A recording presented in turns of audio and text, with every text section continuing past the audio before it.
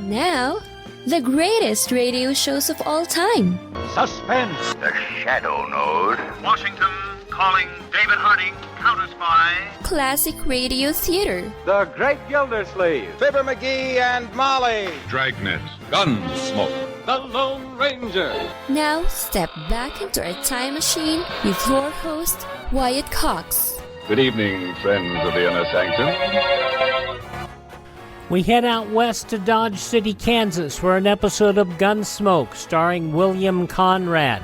This episode, entitled Feud, was originally broadcast on May 29th, 1954.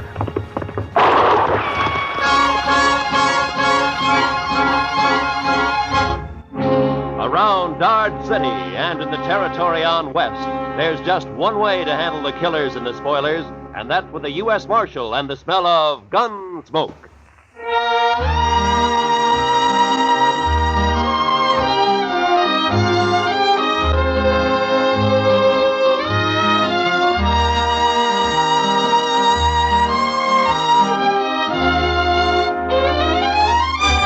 Gunsmoke, starring William Conrad.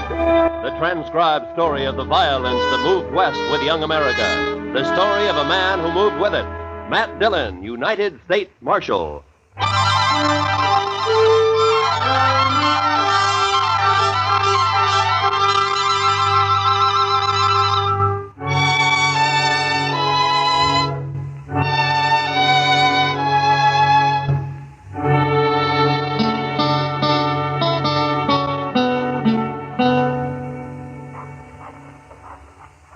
Goodness, Mr. Dillon, come over here at the window and take a look at this fella. I'm busy, Chester. Yes, sir, I know, but you just gotta.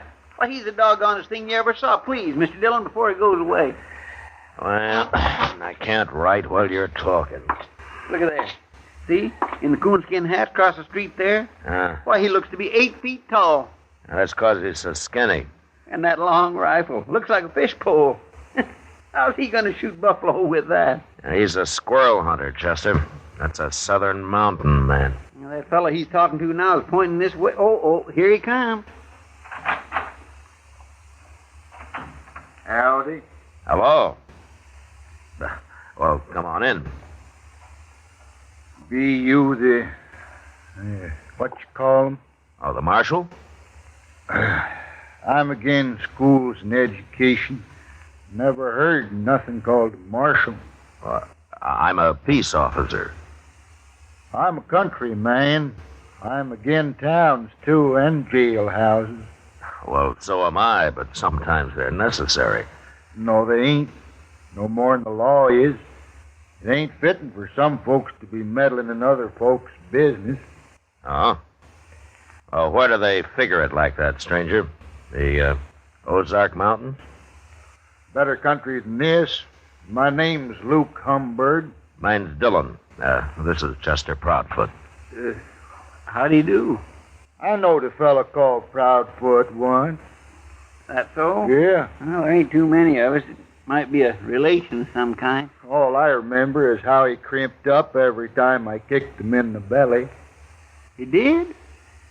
Marshal, man outside said you'd help me find where Hank Witherspoon's living. Witherspoon? Yeah. Oh, the one who came out here about a year ago? He's got an old mountain gal with him. They're married. Sure, I know them. They got a place up near Rock Springs, about 10 miles north of here. What kind of place?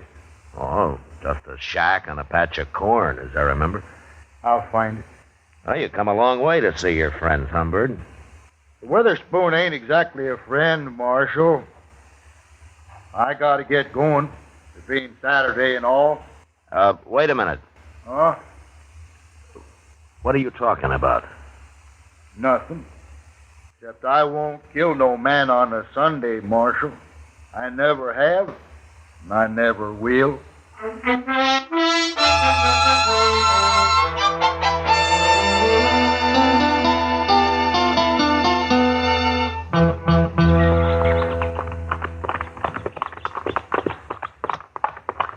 You think Humbird meant what he said, Mr. Dillon? He's too mountain simple to lie, Chester. Yes.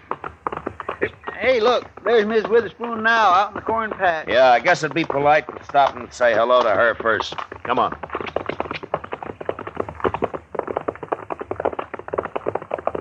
Oh,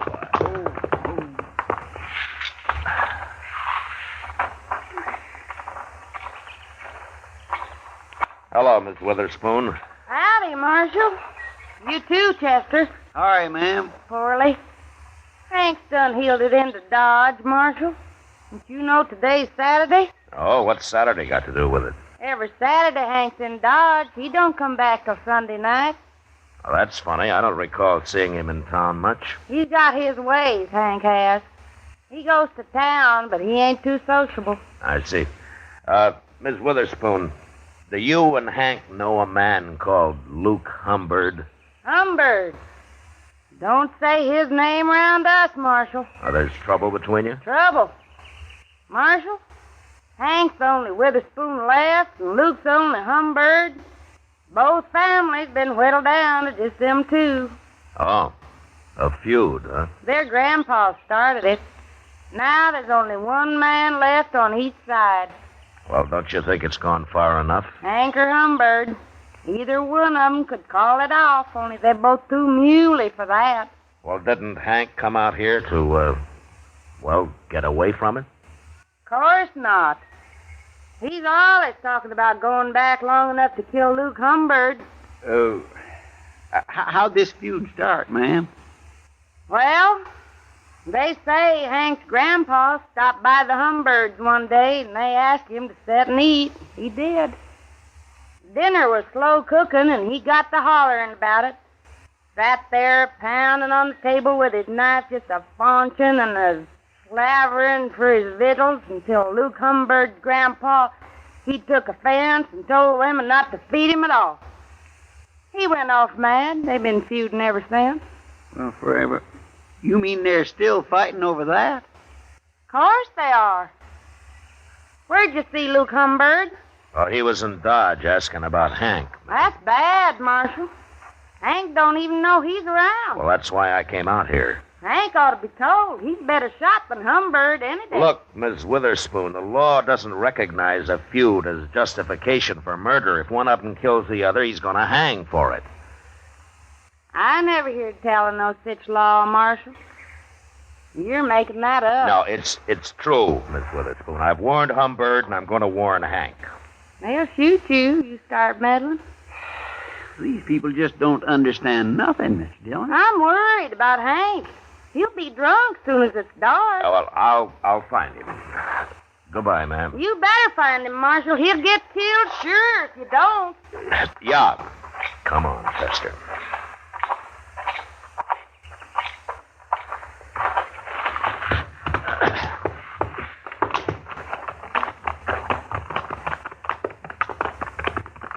Are hill people all like that, Mr. Dillon? They're mighty independent, Chester. They're mighty crazy, if you ask me. Why, it's like they don't even hear what you're saying. Well, I guess anything to do with the law is a new experience for them. Now, look over there, Chester. Huh? Now, that little bluff over to your right there. Well, how'd he get out here? Now, let's go ask him.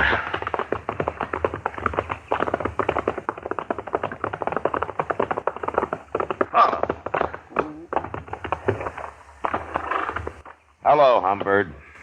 That Witherspoon's place, Marshal? You don't care whether you hang or not, do you? For shooting the Witherspoon? For shooting anybody. Marshal, you're getting downright contrary. Humbird, why don't you take that squirrel rifle and go on back home? 'Cause it ain't no squirrel rifle, that's why. This here is a human rifle, Marshal. Oh, there's no use even talking to him, Mr. Dillon. Where's your horse, Humbird? How did you get out here, anyway? I come afoot. I don't need no horse to travel by. You mean you walked all the way from the Ozarks?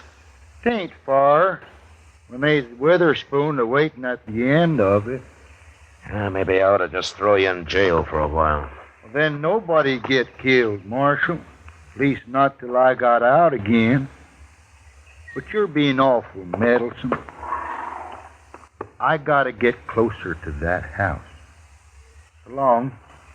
Now, don't worry. I don't aim to shoot his old lady.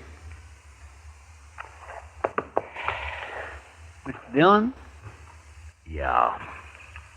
Maybe it'd be better if you just let them shoot each other and have done with it. Don't tempt me, Chester. Well, let's go find Witherspoon.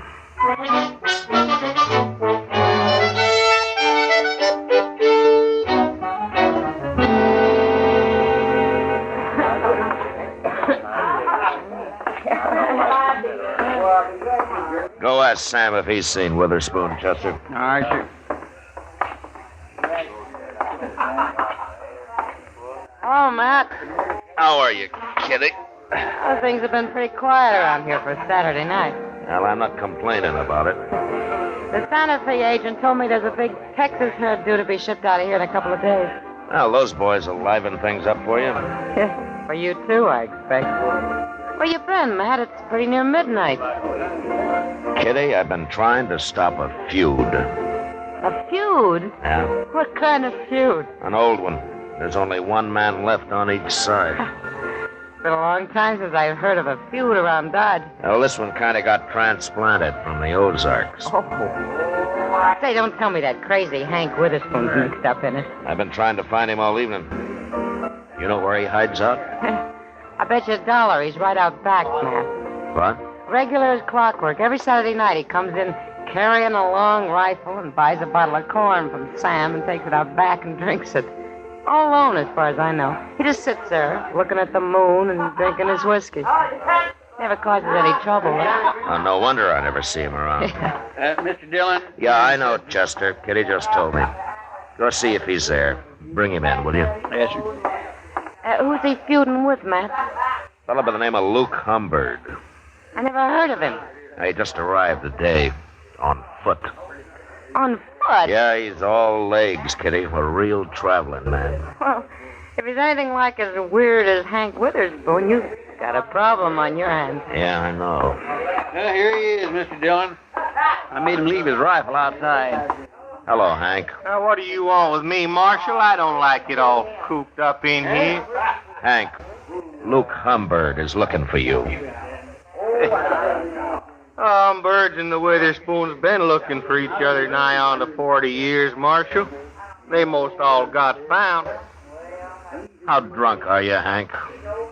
Marshal, my old woman won't allow no drinking on the place, so I gotta come into town every Saturday. Hank Witherspoon. It's Humbird, Mr. Dillon. I got you caught like a bear up a tree, Hank. Put down that rifle, Humbird. You're gonna kill me. I ain't even got my gun. Put it down, I said. Get out of the way, Marshal. I'll shoot you, too, if you don't. Now, you listen to me. Hey, wait a minute, everybody. I just thought of something. Why don't all you folks stop meddling in this? It's after midnight, Humbird. What? It's Sunday. Sunday? Oh, no. Yeah, he's right, Humbird. Well, of all the gall-blamed luck. Now I'll have to put off killing you, Hank. I won't shoot a man on Sunday. Even a Witherspoon. Well, of course you won't. Hey, Luke, you sure travel a long way. Well, I got tired waiting for you to come back home. I was figuring coming back this summer for a spell. Alone. I know. I seen your old lady scratching around in that corn patch. She said she ain't never going back, hard as it is here. Oh, well, fellers can make a crop here sometimes, Luke. Yeah. But it's a hard fight with a short stick. You got no hogs out there. Where are your hogs, Hank?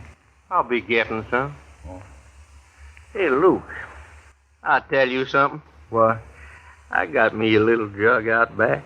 It's most empty now, but we could maybe buy us another one and sit out there for a spell and kind of get soured on the cob. Well, might as well. We can't do no shooting till Monday. Where do we buy this whiskey? I'll show you. Feller over here, he sells it. You'll have to lend me some money, Hank. Sure. I didn't bring none with me. Well, if that don't beat all. Matt, why don't you put him in a cage and send them back where they came from?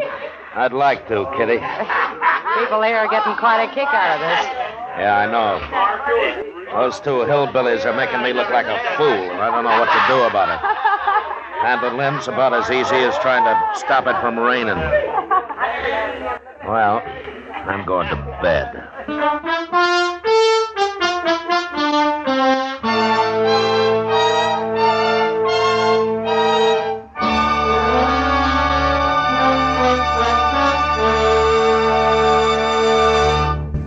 So everything's calm until Monday.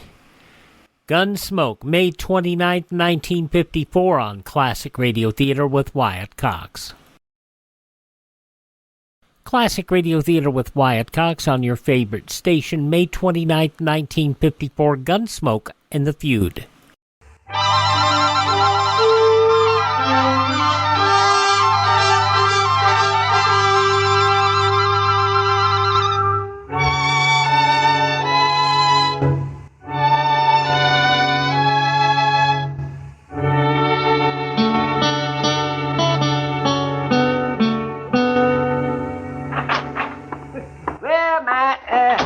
Chester around? You went across the street for a beer, Doc. He ought to be back soon. Well, it can wait till morning. All right, I've been hearing all day about your feuding mountaineers. Yeah, they've been drunk all day, lying around out back of the Texas Trail.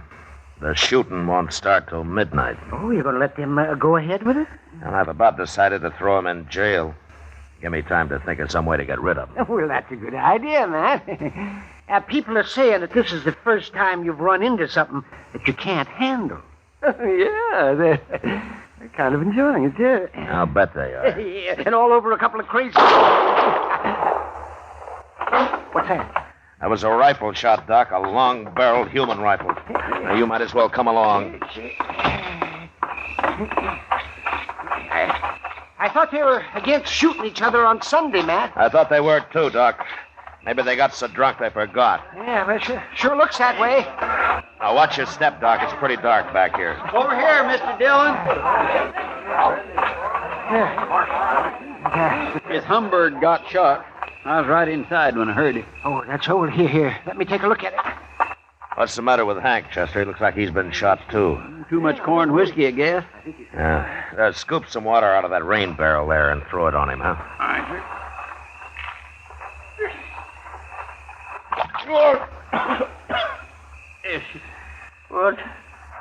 What's that you're doing now, Lou? Give him some more, Chester. Okay.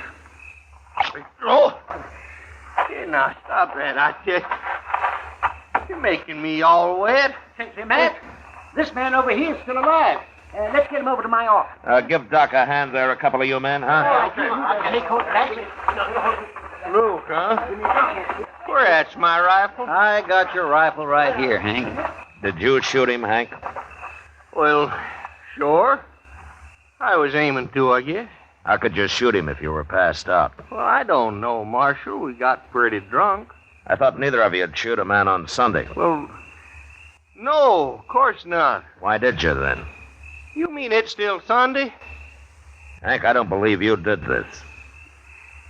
Marshal, you quit messing around. I'll shoot you next. Chester. Yeah? Throw him in jail. I'm going to take a look around. Jail? I ain't going to jail. Come on, get moving, Hank. No. Come on, I'll poke this rifle right through. Quit that. Well, then start walking. If you put me in jail, I'll just bust right out again. Oh, no, you won't. Not if I have to break your leg.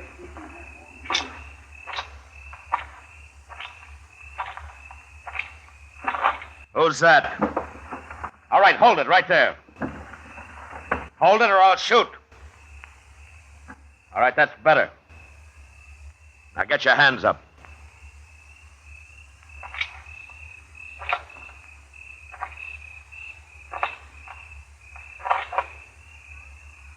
Well, I'll be... I ain't armed, Marshal. Put your hands down, Miss Witherspoon. What are you chasing me for?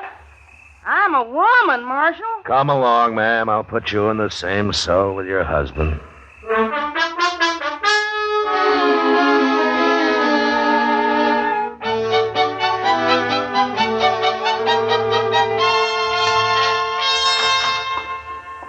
Well, I just give them their breakfast, Mr. Dillon. Hello, Doc. Morning, Chester. How's Luke Humbird doing? Well, I was just telling Matt.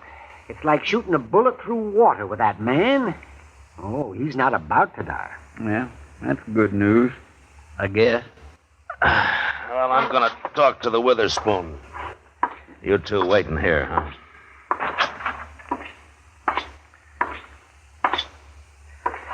And we'll hear what Matt has to say following these messages. Gunsmoke, May 29th, 1954, here on Classic Radio Theater with Wyatt Cox. The conclusion follows these important messages from your favorite radio station. Oh, and yours truly, Johnny Dollar.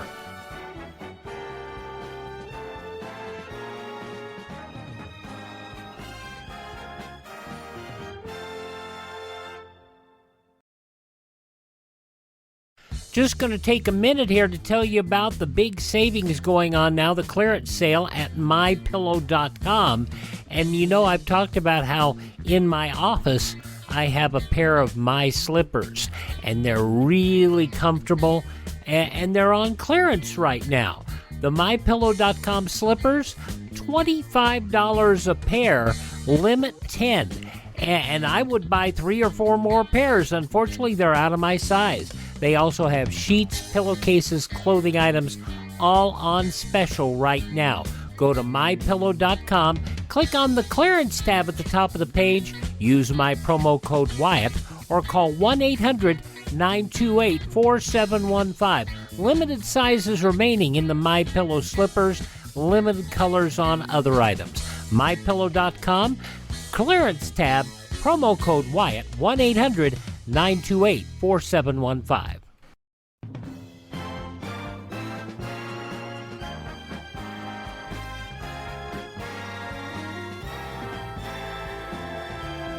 Classic Radio Theater with Wyatt Cox here on your favorite station. By the way, many of the Gunsmoke programs you're going to hear throughout the summer were made possible by you and your contributions to our Buy Me a Coffee Fund over at classicradio.stream. Classicradio.stream.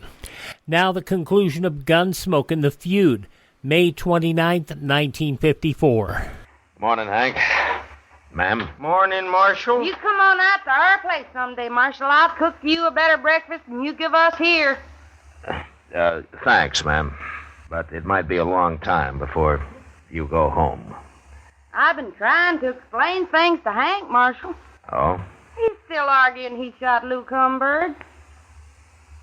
But even he don't believe it. You're admitting that you did? Of course I did. You know it. Hank is too drunk. Humbird's all right. He's going to live.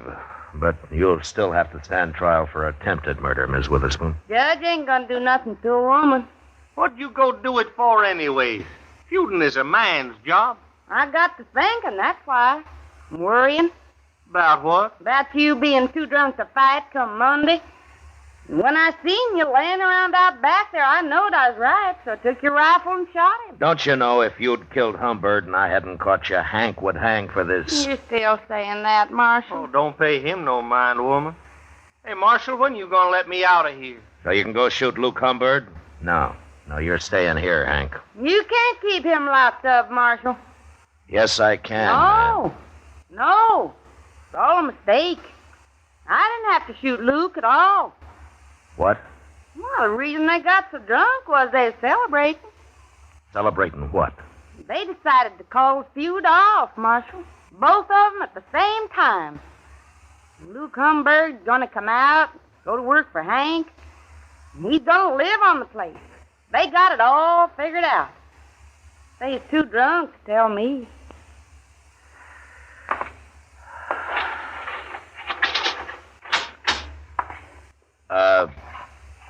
Ms. Witherspoon. Huh?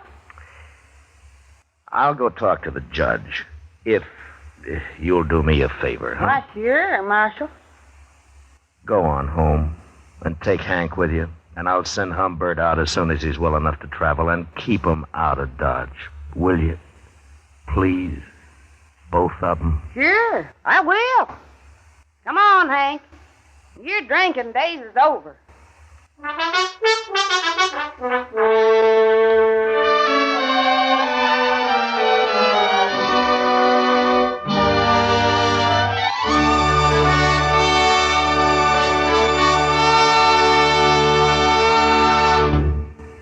Gunsmoke, transcribed under the direction of Norman MacDonald, stars William Conrad as Matt Dillon, U.S. Marshal. Tonight's story was specially written for Gunsmoke by John Meston, with music composed and conducted by Rex Corey.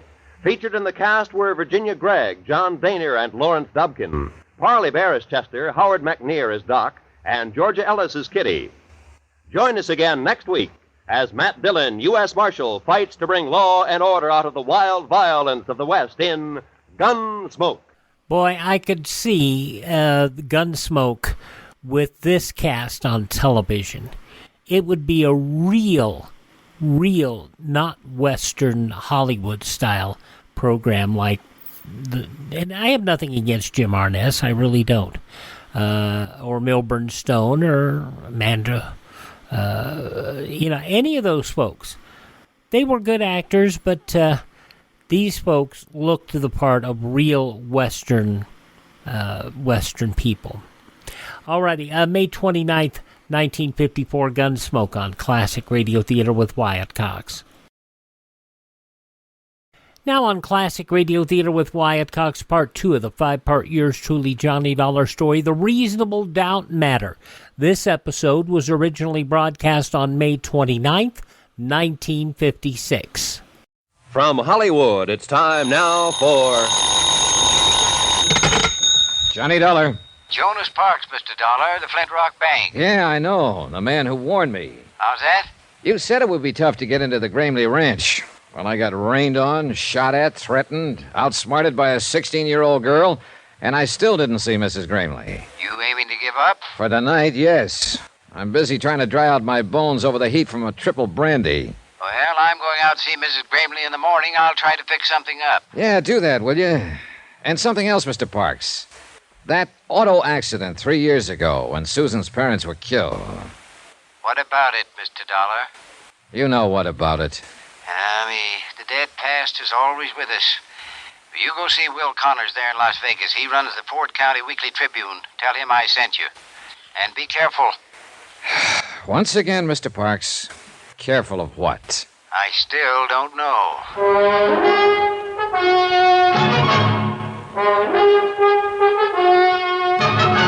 Tonight, and every weekday night, Bob Bailey in the transcribed adventures of the man with the action-packed expense account, America's fabulous freelance insurance investigator. Yours truly, Johnny Dollar.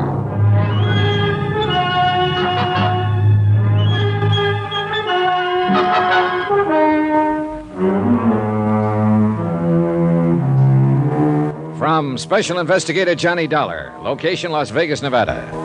To the Home Office, American Northern Trust Company, Hartford, Connecticut. Assignment, the matter of reasonable doubt. Expense account continued. Item 4, $7.25. A triple wasn't enough, so I bought the whole bottle and took it up to my room. I was bushed, and not just from being caught out in a desert cloudburst.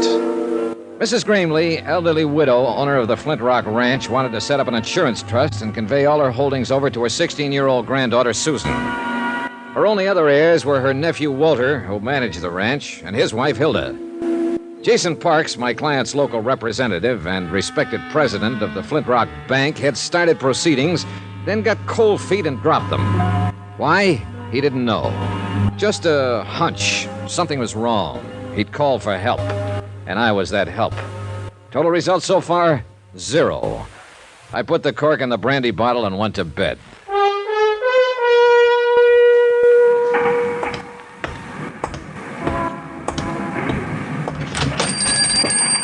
I'll be with you in a minute, young fellow. No hurry.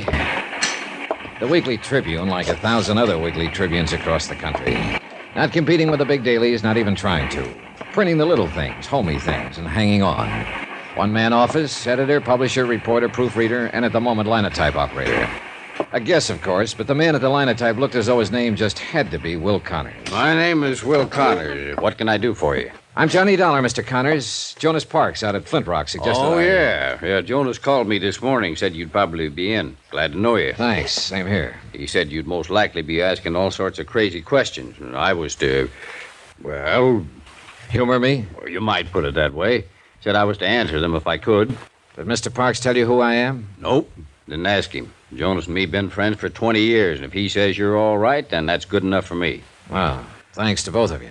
Just one thing, though, Mr. Dollar. There going to be a story in this? Maybe. Any chance giving me a scoop on it? Scoop? I haven't heard that word in years. I ain't had one in years. In fact, I ain't never had one. Always have to get my front page stories by reading these here Las Vegas dailies. Yeah, bunch of smart alecks getting telegraphs from Moscow and Paris and France and all them places. Anybody can get scoops that way. But me, I got to get out and scratch for what I print. Well, I'll... Oh, it'd sure do me good to put one over on them dudes. I'd get me out an extra. A big banner headline on it. Got the type for it, too. Never been used. Exclusive. Right across the top. It'd knock 'em back on their byline. All right, Mr. Connors, all right. If there is a story, you get it. That's a promise. A scoop. A living, breathing scoop. Doggone. Yeah. Now, about the questions. Yes, sir, young fella. What do you want to know? Anything you can tell me about Mrs. Gramley and the Flint Rock Ranch?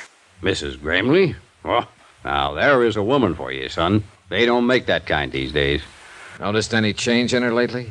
Well, I wouldn't want this to go any farther. I understand. And I guess it depends on what you mean by lately. I ain't seen her but twice in the last year. They don't allow no visitors out there anymore. So I found out yesterday her nephew took a shot at me with a rifle. You don't say. My, they are getting clannish. Do you know of any reason for him acting that way? Yeah, there's something funny going on out that ranch. What, for instance? Couldn't say. But like I was telling you, I've only seen her twice, and she was different somehow. It was like she was, well, breaking up, sort of. Scared of something? Maybe. I don't know. Of a nephew by any chance? Walter?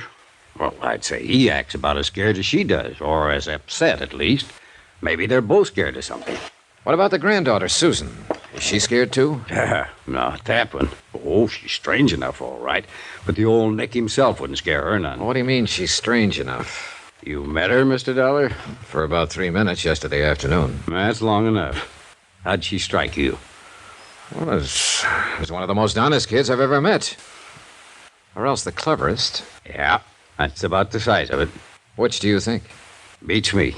I've known her since the day she was born. Yes, sir, it's quite a family, including that fancy wife of Walter's. Hilda? What about her? Well, let's just say she's too much for him. You follow me, son? Yeah, I think so. Well, they're all worried. They're on edge. Either about the same thing or different things. They're pushed. They're driven. You can feel it. There's a pressure out there, and anything can happen. Maybe it already has. Maybe it happened 3 years ago. What do you mean? There was an auto accident 3 years ago, and Mrs. Gramley's son and his wife, Susan's parents, they were killed in it. Well, I've got the morgue files here. I wrote it up pretty complete when it happened. Yeah, I'll want to look through those files later. But right now you want the story behind the story. If there is one. Well, if there is, I don't know it. I think you would, if anybody would, being a newsman. Well, as far as I know, it was just an accident. Well, how'd it happen? Well, it was on the road to the ranch, up there where it winds through the bluffs. It was raining, pitch black. There'd been an argument back at the house, and, well, they had a lot of arguments, I guess. But anyway, Hilda got mad and left, and took her car and headed for town. And a while afterward, Ed had all he could take, and he run out, too, and jumped in his car. Susan tells me that was a habit of her father's whenever he lost his temper in an argument. Yeah, he'd always get in his car and drive like a demon till he got over it. She also made a kind of a strange remark. She said they knew about it. Now, what do you mean by that? Well, I guess you'll have to ask Susan what she meant. All right. So Ed jumped in his car that night? Yeah, and Mary went with him, trying to calm him down, I guess.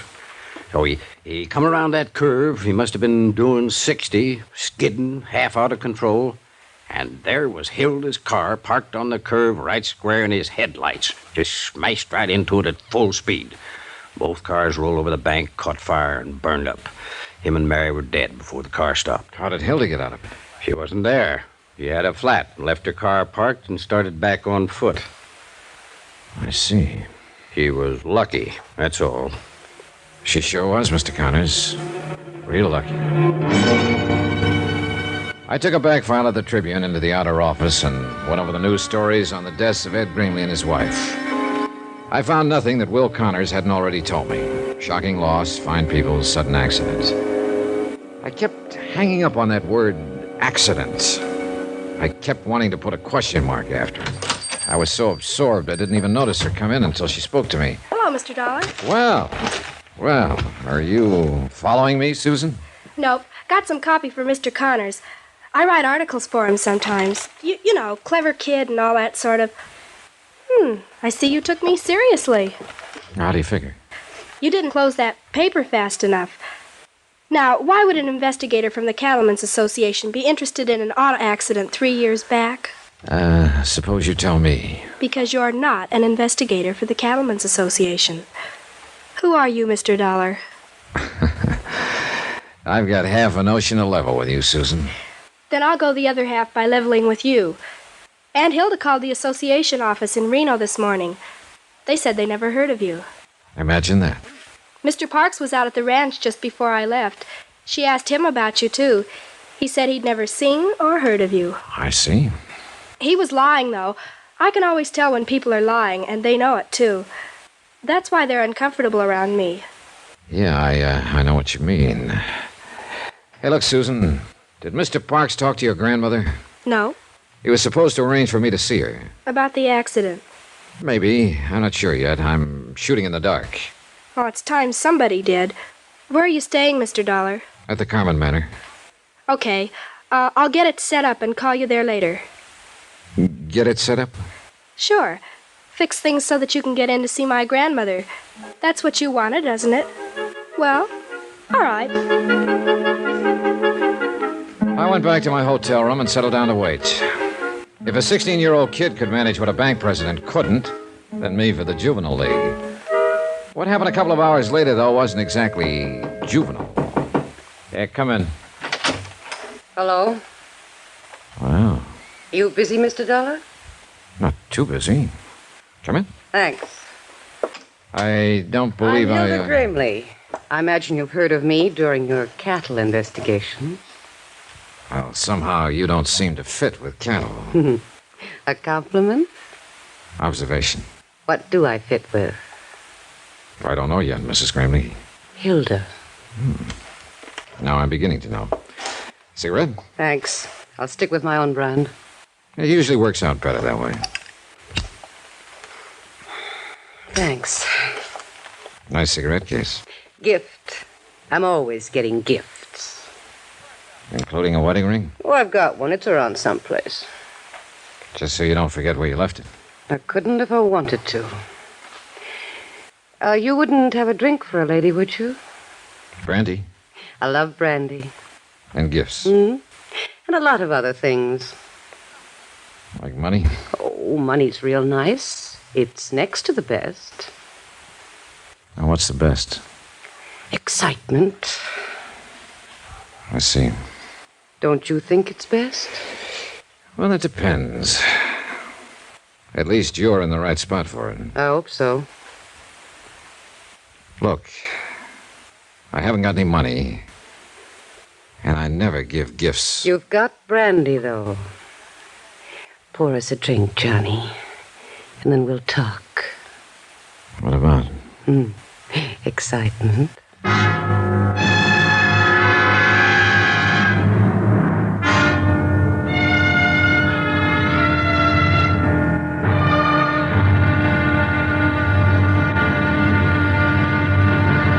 Now, here's our star to tell you about tomorrow's intriguing episode of this week's story. Tomorrow, a worried old lady shows her mettle, a gambler shows his hand, and the game gets tense, tight, and a little bit frightening.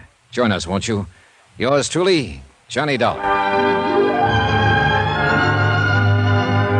Yours truly, Johnny Dollar, starring Bob Bailey, is transcribed in Hollywood. Written by Les Crutchfield, it is produced and directed by Jack Johnstone. Be sure to join us tomorrow night, same time and station, for the next exciting episode of Yours truly, Johnny Dollar. Roy Rowan speaking.